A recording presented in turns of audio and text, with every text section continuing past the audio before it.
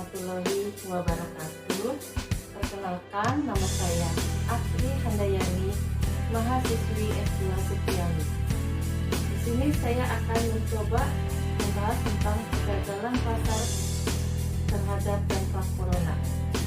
Di mana ya ini? Kegagalan pasar yang dimaksudkan adalah di saat kondisi pasar mengalami kegagalan dalam menyediakan kebutuhan pasar, baik secara efisien ataupun adanya ketimpangan antara produsen dan konsumen, di mana yang dimaksudkan lebih banyaknya para penjual dibandingkan dengan para pembelinya.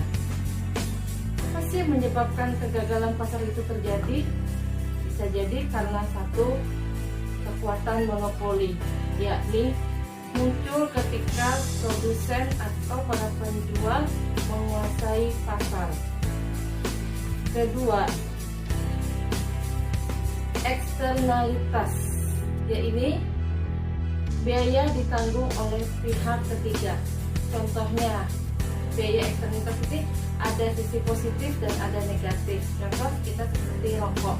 Rokok itu dibebankan kepada pihak ketiga, dan ada pun sisi negatifnya kepada orang-orang di sekitar yang menghirup asap rokok tersebut. Barang publik, kontrol pasar, adanya ketimpangan antara produsen dengan konsumen.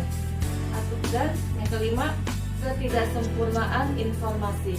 Maksudnya adalah kurangnya atau minimnya informasi yang kita peroleh baik dari produsen maupun dari konsumen.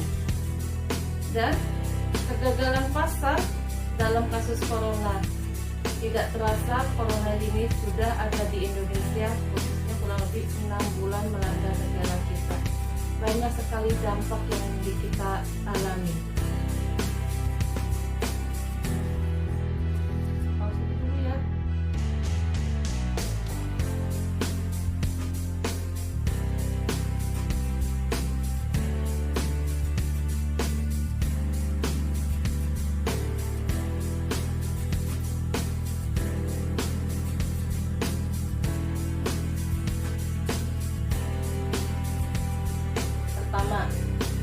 Para pihak industri banyak yang tidak beroperasi, maka dari itu tidak menutup kemungkinan para pihak industri merumahkan sebagian karyawannya dan sebagian tetap bekerja untuk tetap bisa berproduksi.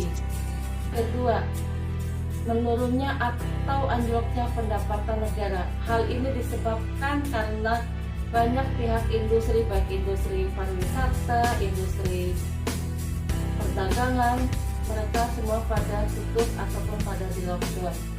Ketiga, kriminalitas boleh dibilang agak meningkat.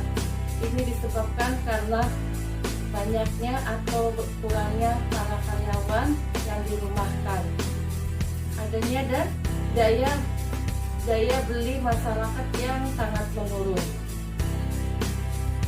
Dampak di bidang kesehatan pun kita mengalaminya. Misal, minimnya APD untuk tenaga medis, padahal mereka adalah garda terdepan. Kita bisa lihatlah di TV, tim medis hanya menggunakan alat seadanya, bahkan ada yang hanya menggunakan jas hujan. Padahal dia adalah garda terdepan untuk menangani pasien COVID-19. Kurangnya tenaga medis. Kenapa bisa kurang? Karena jumlah pasiennya melebihi tenaga medisnya dan kurang fasilitas rumah sakit.